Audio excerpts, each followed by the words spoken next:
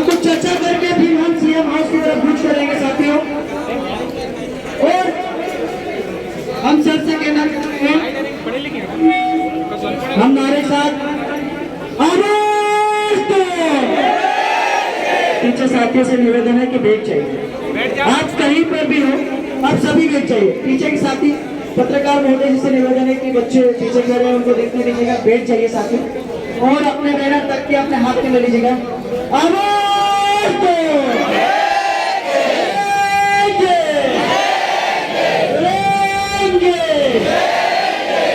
आवाज दो। सरकार होश में आओ। जुल्मी जब जब जुल्म करेगा सत्ता के गलियारों से, चप्पा चप्पा गूंज उठेगा इंकलाब के नारों से। जुल्मी जब जब जुल्म करेगा सत्ता के गलियारों से, चप्पा चप्पा गूंज उठेगा इंकलाब के नारों से। जुल्मी जब जब जुल्म करेगा जो सत्ता के गलियारों से, चप्पा चप्पा गूंज उठेगा इंकलाब के नारों से। चालू छे चालू छे, हमारी लड़ाई चालू है। चालू छे, हमारी लड़ाई चालू है। चालू छे, हमारी लड़ाई चालू है। नेपाल की सड़क पर, हमारी लड़ाई चालू है। इंदौर की सड़क पर, हमारी लड़ाई चालू है। मध्य प्रदेश की सड़क पर, हमारी लड़ाई चालू है। उज्जैन की सड़क पर, हमारी लड़ाई चालू है। चालू छे। हमारी लड़ाई चालू है। इसी साथ धन्यवाद सर। और हम सर से बात करना चाहेंगे सर आप विस्तार से। जय हिंद। कैसे हो? कैसा लग रहा भोपाल में? अच्छा लग रहा सर। अच्छा लग रहा? Yes sir. साथियों, सबसे पहले मैं यहाँ पर आपसे कुछ बात करूंगा। 5 से 7 मिनट का समय लूंगा आपका। हम यहाँ पर क्यों आए ये हमको पता होना चाहिए। सबसे पहली बात तो ये, हम यहाँ पर इसलिए आए हैं कि हमारे माँ बाप ने हमको इंदौर, भोपाल, ग्वालियर, जबलपुर जैसे बड़े बड़े शहरों में पढ़ने के लिए भेजा है, पर सरकार भर्ती नहीं ले रही है। पिछले 7 सालों से एमपीएसआई की भर्ती नहीं आई है। बस एमपीएसआई की भर्ती को ये बोलकर उलझा दिया गया है कि अब गृह विभाग लेगा, अब व्यापम लेगा, अब गृह विभाग लेगा, अब व्यापम लेगा। तो ये दोनों आपस में मिलकर हमारे साथ खेल खेल रहे हैं। तो इस बात को भी हमको समझना पड़ेगा। एमपी पुलिस की परीक्षा हुई अगस्त में और उनका फिजिकल है 1 साल बाद, 14 महीने बाद ये लोग फिजिकल ले रहे हैं। कब? सितंबर में। अब आप हमें ये बताओ 14 महीने तक दौड़ने के बाद उस बच्चे की हालत क्या हुई होगी। कई बच्चे ऐसे हैं जो अपने पैरों की जान गंवा चुके, जिनके पैरों में जान नहीं बची है। दौड़ दौड़ के पूरे पैर खत्म हो गए। अगर मान लो ऐसा लग रहा है अगर वो इंडिया का भ्रमण करते तो 2 बार पूरे इंडिया का भ्रमण कर देते। इतनी तो उन्होंने रनिंग कर ली है, पर सरकार ने फिजिकल का भी उस समय नहीं सोचा। 16 महीने पहले भर्ती होती है जेल प्रहरी, जेल उप निरीक्षक और वन रक्षक की। उस भर्ती का क्या हुआ आपको पता है? 16 महीने हो गए। 4 महीने पहले फिजिकल हुआ। फिजिकल के बाद नियम ये कहता है 1 महीने, 1.5 महीने, 2 महीने बाद आप परिणाम दे दो, पर 4 महीने तक भी परिणाम नहीं आया है। इसको हम क्या समझे? या तो हम ये समझ ले कि अभी जुगाड़ बाकी है, अभी जुगाड़ बाकी है। तो सरकार जुगाड़ करने में लगी है। हमारे बीच वर्ग 1 के भी विद्यार्थी यहाँ पर आए हुए हैं जिन्होंने पात्रता परीक्षा पास की, चयन परीक्षा पास की। आज ये मांग कर रहे हैं कि मध्य प्रदेश सरकार पदों में वृद्धि करे, पर सरकार क्या कर रही है? सरकार तो स्कूल बंद करने में लगी है। क्या योग्य विद्यार्थियों को नौकरी मिलना चाहिए कि नहीं मिलना चाहिए? जब सरकार भर्ती लेती है तब पद नहीं बताती है, जब रिजल्ट देती है तब पद बताती है। वैसी ही घटना घटित होगी अभी वर्ग 2 के अंदर। वर्ग 2 का एग्जाम पिछले साल मई में हुआ था और अभी इन्होंने कहा था कि हम अगस्त में भर्ती लेंगे। कब लेंगे? अगस्त में। नियम ये कहता आप लो, अगर आप कह रहे 5 दिन बाद भी एग्जाम लेना, हम 5 दिन बाद भी एग्जाम देने को तैयार है। नियम ये कहता है कि आपको सबसे पहले मेंस का सिलेबस जारी करना चाहिए। इन्होंने सिलेबस जारी करा? अब बच्चा क्या पढ़ेगा बताओ? क्या पढ़ेगा बच्चा और क्या पढ़ के परीक्षा देने जाएगा? और अभी तक इन्होंने ना ही पद डिसाइड करे कि कितने पदों पर ये लोग भर्ती लेंगे। हमें पता कितने पदों पर भर्ती लेंगे। मैं आपको लिख के दे रहा हूं, अगर वर्ग 2 का एग्जाम हुआ तो 750 से ज्यादा पद नहीं आएंगे। अब क्यों नहीं आएंगे ये भी उसका रीजन बता रहा हूं मैं। सरकार जो 94,000 स्कूल बंद कर रही है और जिसके अंदर जो शिक्षक पढ़ा रहे हैं, उन जो सरकारी शिक्षक है उनको शिफ्ट कर देगी 10,000 केवल मात्र और मात्र सरकारी विद्यालय में, जिनका नाम रखा है अभी इन्होंने CM rise school. CM rise school का मतलब समझ रहे हो आप? जो पुराना पेंट है नया पेंट कर दो, एक नया नाम लिख दो, सीएम राइज स्कूल। इसका मतलब ये कि सारे काले चिट्ठे को हमने दबा दिया। तो ऐसे अन्याय के खिलाफ हम लोग लड़ रहे हैं। आप में से कई लोग ऐसे होंगे जो ग्रामीण क्षेत्र की छोटी छोटी से सरकारी स्कूलों से पढ़ के आए होंगे, पर सरकार उन स्कूलों पर ताला लगाने जा रही है। इस अन्याय के खिलाफ हम लोग लड़ रहे हैं। आपने देखा होगा वो विद्यार्थी भोपाल में, वो विद्यार्थी जब पटवारी का पेपर हुआ, जिसे ये नहीं पता है मध्य प्रदेश की राजधानी कहाँ है, महाकाल लोक कहाँ पर है ये नहीं पता, नर्मदापुरम में कौन से जिले ये नहीं पता, और वो पटवारी के टॉपर है। और वो पटवारी के टॉपर है जिन्होंने एसएससी का पेपर दिया और ये बोलते हैं कि एसएससी में हमारी वेटिंग आई है। ये हमारे मध्य प्रदेश का दुर्भाग्य है कि इस बार फर्जी लोग नौकरी कर रहे हैं और जो ईमानदारी से मेहनत करने वाले लोग रोड और सड़कों पर आज बैठ के धरना दे रहे हैं। ये साथियों, इस अन्याय के खिलाफ हम लोगों को लड़ना है। सरकार ने यह भी नियम लिया था, अगर आप देखोगे पटवारी फर्जीवाड़े के अंदर, पटवारी का जब नोटिफिकेशन आया था, ये कहा था कि अगर हम प्रथम काउंसलिंग करवाते, अगर आप उसमें डॉक्यूमेंट वेरिफिकेशन के लिए नहीं पहुंचते हैं तो अगला चांस हम वेटिंग वालों को देंगे। पर इन्होंने क्या करा, जब हमने इस फर्जीवाड़े के खिलाफ आवाज उठाई तो 289 जो पटवारी टॉपर थे वो डॉक्यूमेंट वेरिफिकेशन के लिए नहीं पहुंचे। क्यों नहीं पहुंचे? अगर आप सच थे तो आपको डॉक्यूमेंट वेरिफिकेशन के लिए पहुंचना था। फिर इनके लिए अलग से व्यवस्था की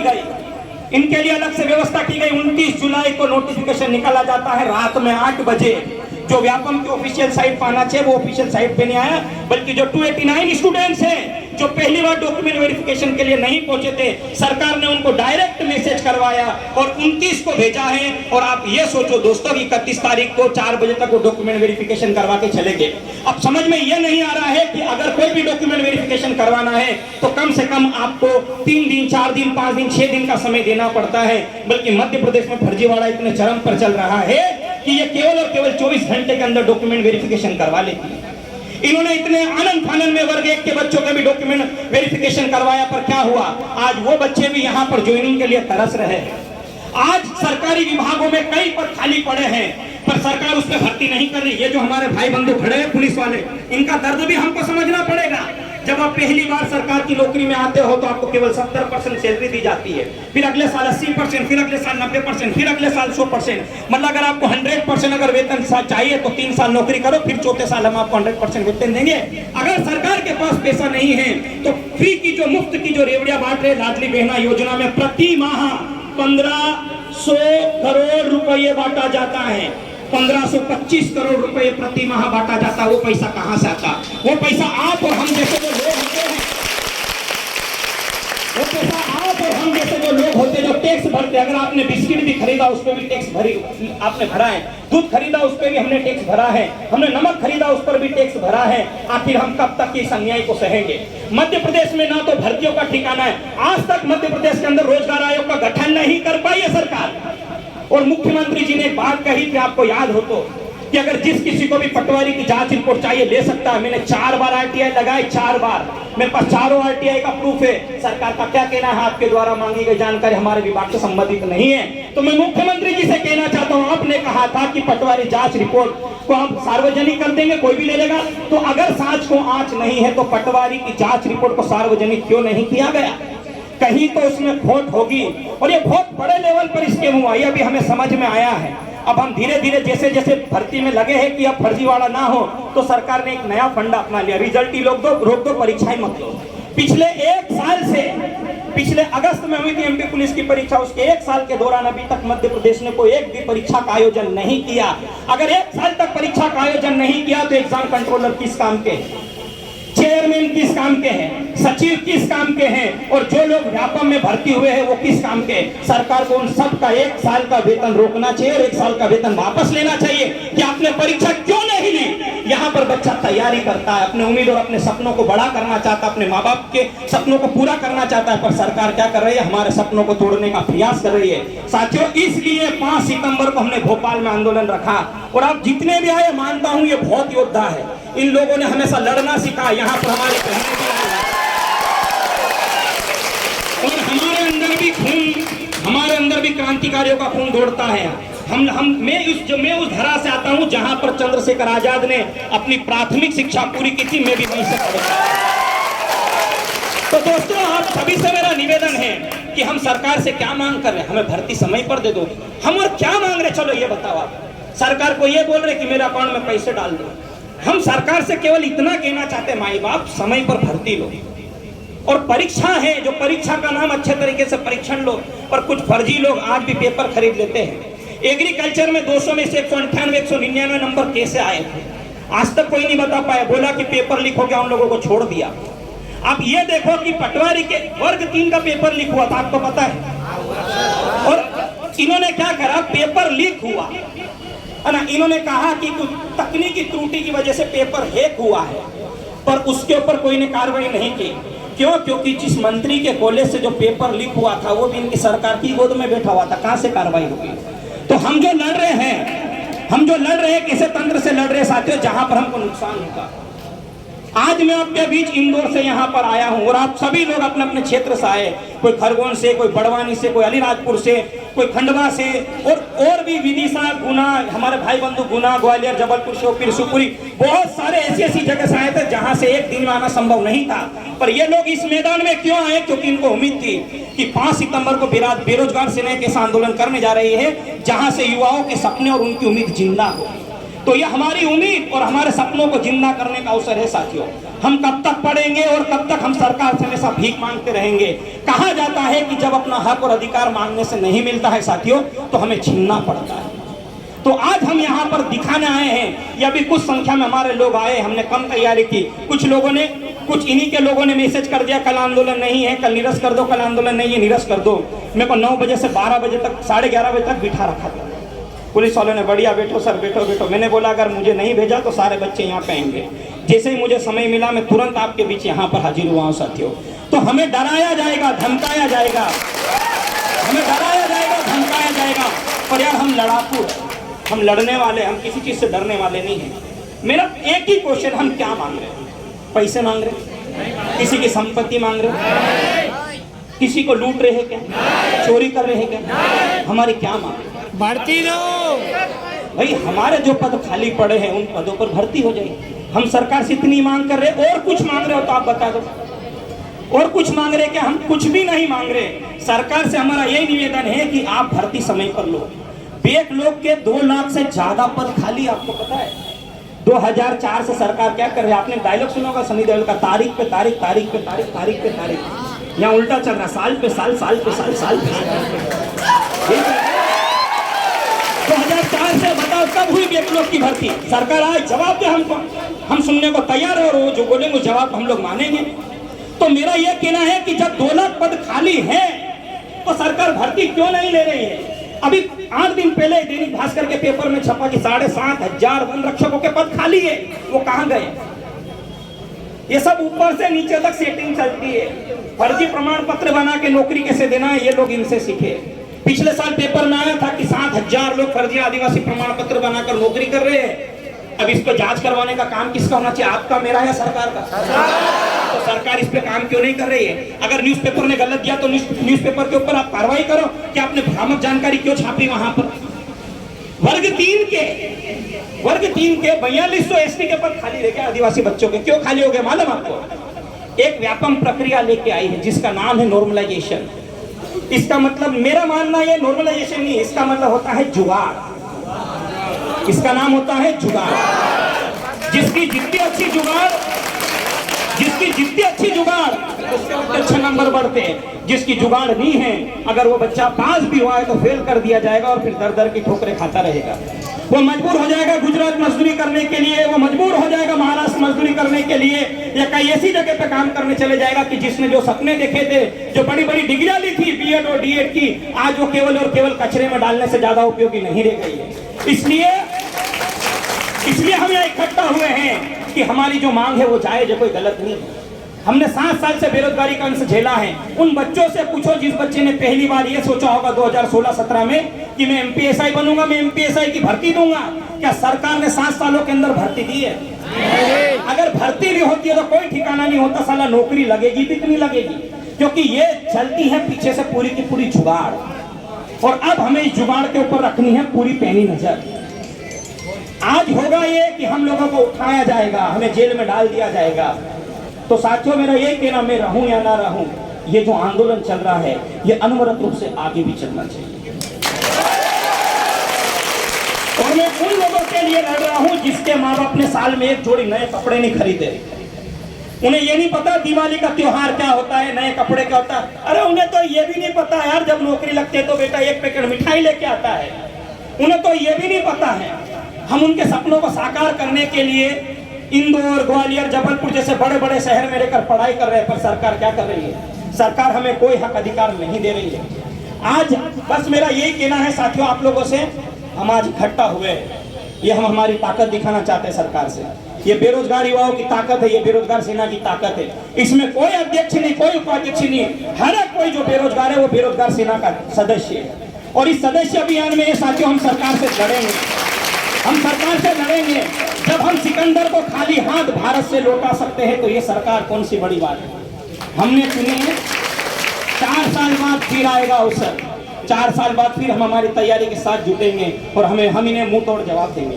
तो आप सभी लोगों से मेरा निवेदन है, हम शांति प्रिय तरीके से यहाँ पर आंदोलन करेंगे। अगर पुलिस हमको मारेगी, हम मार खाने को तैयार है। अगर उनके पास लठ तैयार है तो हमारे पास सीना तैयार है। पर ये ध्यान रखें, हम खाकी की इज्जत करते हैं। कोई भी अभद्र भाषा का प्रयोग नहीं करेगा, कोई भी अशांति भंग नहीं करेगा।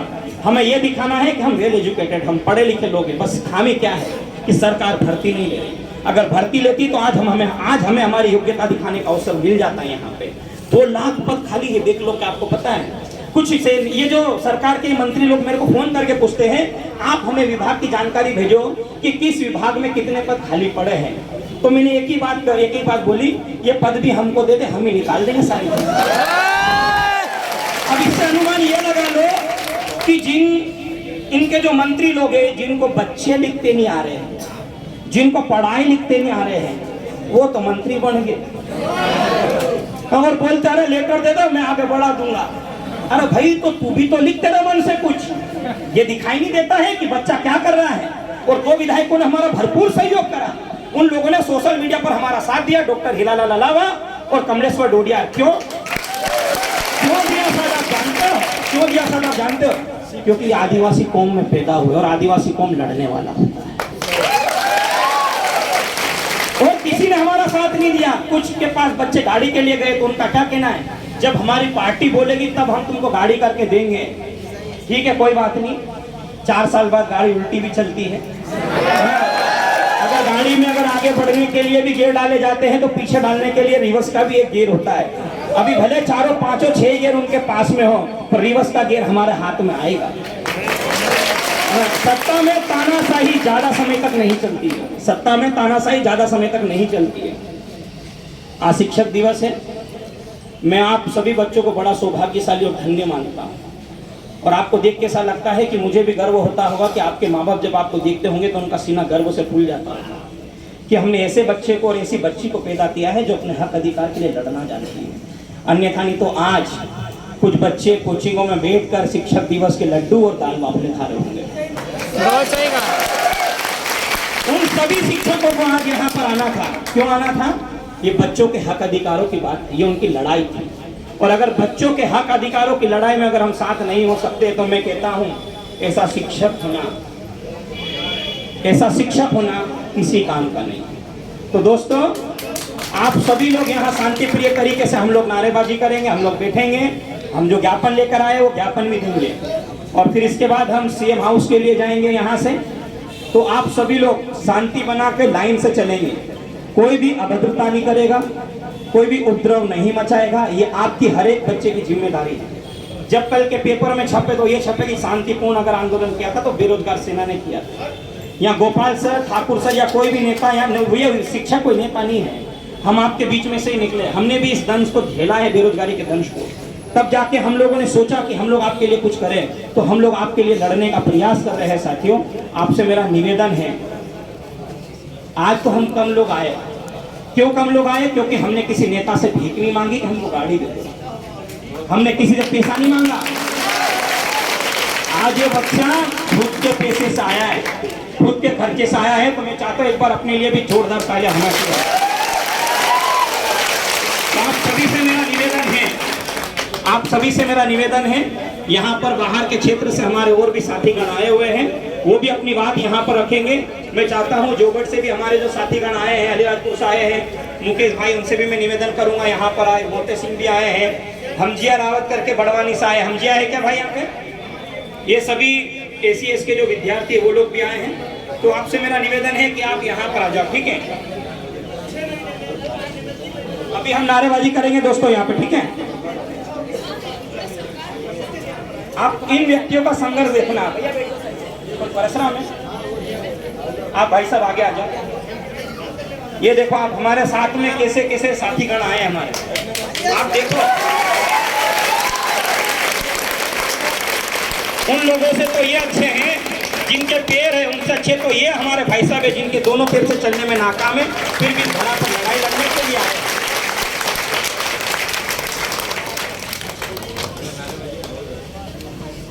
बहुत बहुत धन्यवाद सर, गोपाल सर ने जिस प्रकार से बहुत अच्छी बातें रखी है और